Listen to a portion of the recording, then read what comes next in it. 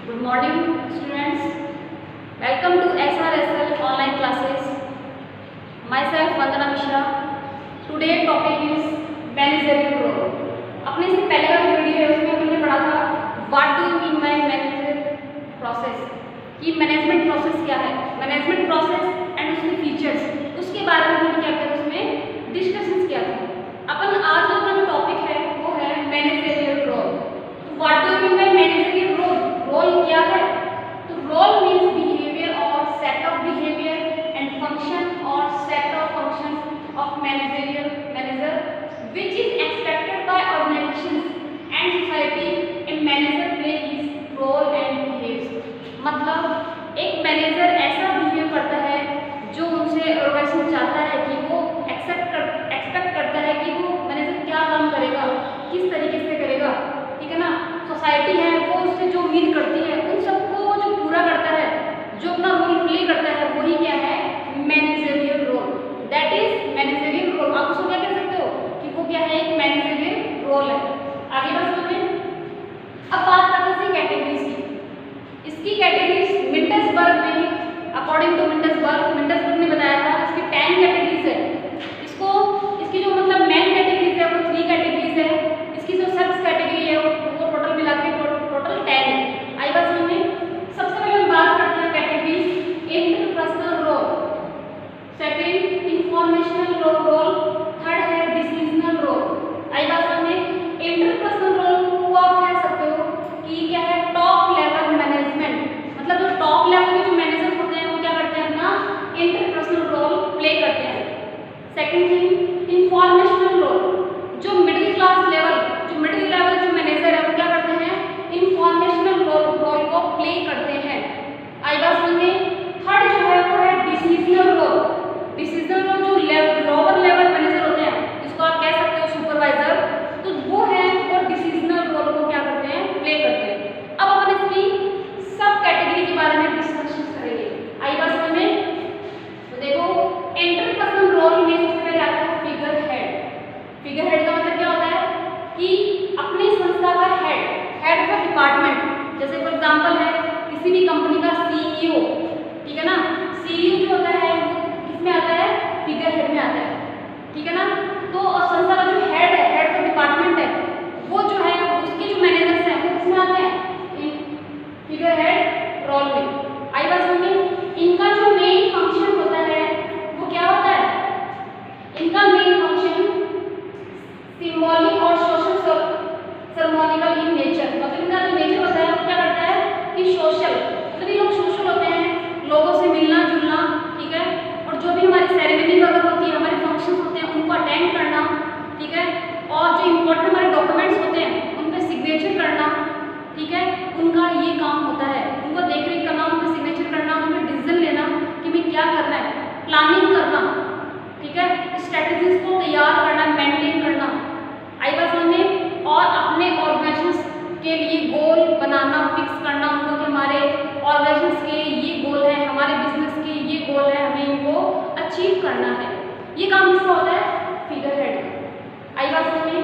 Second thing leader जो होता है उसका रोल क्या होता है कि अपने जो वर्कर हैं, अपने से जो नीचे की जो मैनेजर हैं, जो उनको क्या करते हैं, वो मोटिवेट करते हैं। मोटिवेट का काम करते हैं लीडर। आई बात समझ में।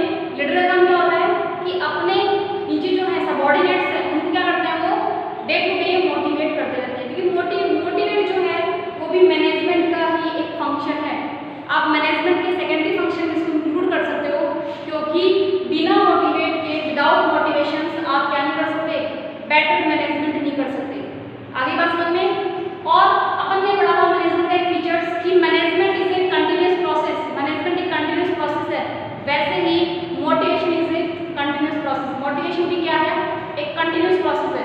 ऐसे नहीं है कि हमने आज किसी को मोटिवेट कर दिया, नेक्स्ट हमें उसको मोटिवेट की जरूरत ही नहीं है। टाइम टू टाइम हमें क्या करना पड़ता है, अपने एम्प्लॉयर को, अपने वर्कर्स को क्या करना पड़ता है, मोटिवेट करना पड़ता है। तो लीडर जो होता है उसको क्या करना, वो क्या करता है, एक मोटिवेटर का काम करता है। आई बात समझ में। फिर लाइजन रोल, इसमें इसके अंदर क्या करता है, ये हमारे जो आउटसाइडर और इनसाइडर, हमारे जो सबऑर्डिनेट्स होते हैं, हमारे जो पर्सन होते हैं, उनसे क्या करता है, उनकी बातों को सुनता है। आगे बात समझ में, उनकी बातों को सुनकर क्या करता है वो फिगर हेड तक पहुंचाता है। आई बात समझ में, तो ये हमारे इंटरपर्सनल रोल के सब कैटेगरीज थी। सबसे पहले इसमें क्या था, figure role, leader, licence role. आगे बात समझ में, अब बात करते हैं अपन सेकंड इसकी जो कैटेगरी है वो इंफॉर्मेशनल रोल। ठीक है, इंफॉर्मेशनल रोल इसका जो नाम है उससे से आपको क्या पता लग रहा है, इसके फंक्शंस के बारे में अपन बता सकते हैं। ये इसका काम क्या हो सकता है, वो इंफॉर्मेशन को कलेक्ट करता है, जरूरी इंफॉर्मेशन जो हमारे सेक्टर हमारे ऑर्गेनाइजेशन के लिए क्या है, बहुत ही इंपॉर्टेंट है, बहुत ही जरूरी है। तो इंफॉर्मेशन रोल में हम बात करते हैं सबसे पहले फर्स्ट मॉनिटर्स। मॉनिटर्स जो होता है वो क्या करते हैं, वो प्लानिंग करते हैं कि जो इंटरपर्सनल रोल जिन्होंने प्ले किया है कि उन्होंने जो हमारी जो पॉलिसीज बनाई है, ठीक है, जो हमें डिसीजन दिया है, जो हमारे लिए गोल फिक्स किए हैं, उनको अप्लाई कैसे करना है, उसके लिए वो सोचता है, प्लानिंग करता है। ये काम किसका होता है, मॉनिटर्स का होता है। आगे बात समझिए, डिसेमिनेशन रोल।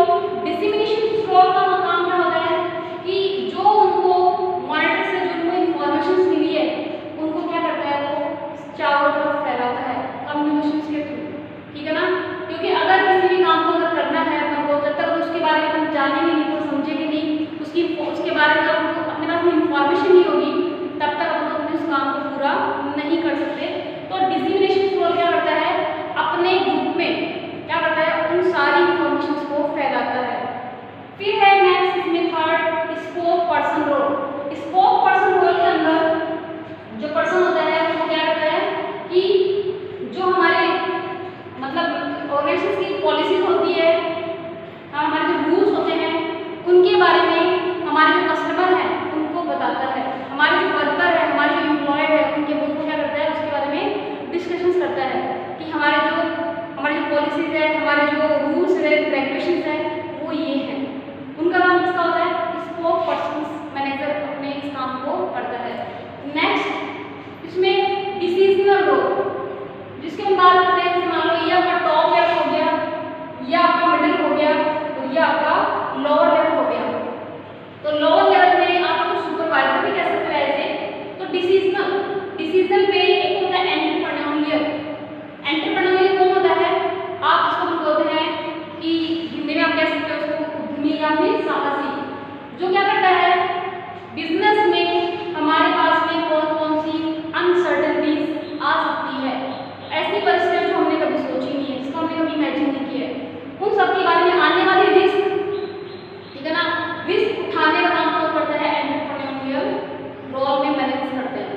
ठीक है, कि रिस्क ये है उनका पता लगा कर क्या करते हैं, मिडिल को बताते हैं, मिडिल वाले हायर के पास वो प्रॉब्लम्स का, क्योंकि मैंने आपको इससे पहले वाले वीडियो में बताया था कि प्रॉब्लम का जो सर्वाइव होता है वो कैसा होता है, उसका जो फ्लो होता है वो कैसा होता है, हमेशा नीचे से ऊपर की ओर, और जो इंफॉर्मेशन जाती है उसका जो फ्लो होता है वो कैसा होता है, ऊपर से नीचे की ओर।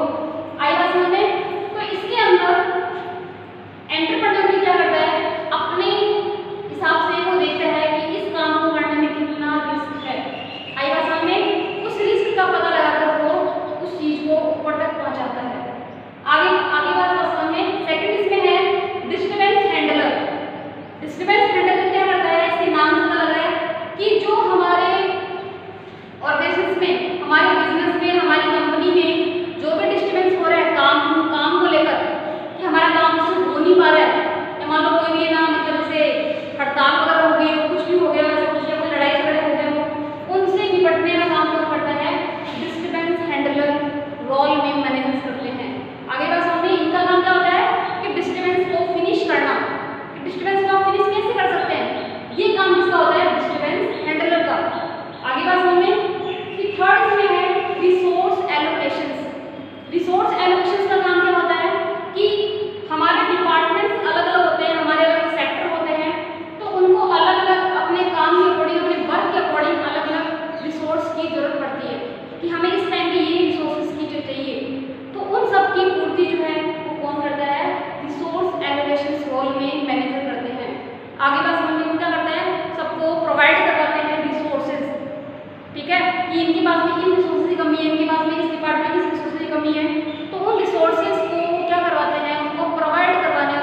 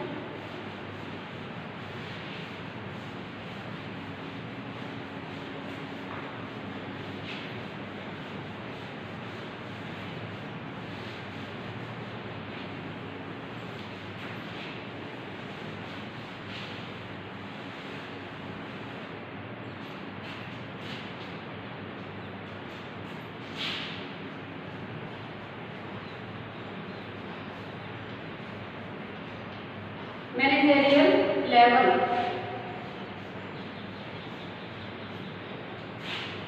नेक्स्ट टॉपिक अपना है मैनेजरियल लेवल। अपन ने इसके बारे में बार बार टॉपिक्स में डिस्कशन किया है। सबसे पहले बात करते हैं मैनेजरियल लेवल में। फर्स्ट ऑफ ऑल अपना फर्स्ट है टॉप लेवल।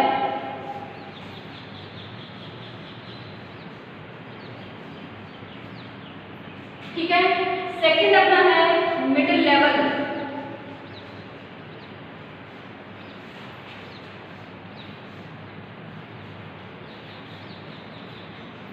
ठीक है, थर्ड इसमें अपना है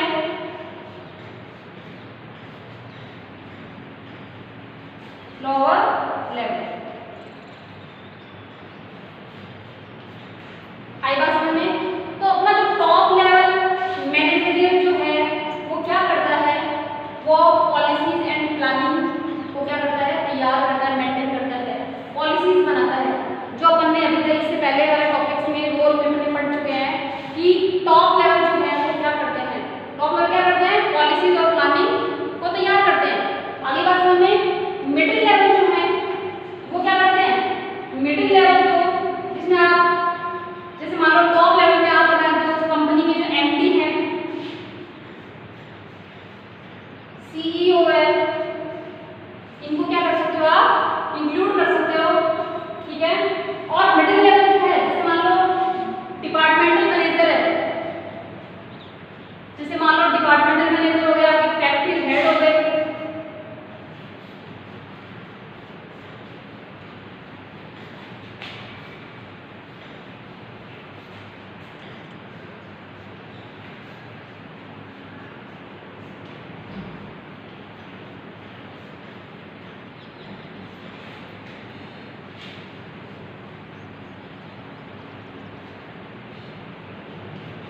आप कह सकते हो फैक्ट्री हेड या डिपार्टमेंटल मैनेजर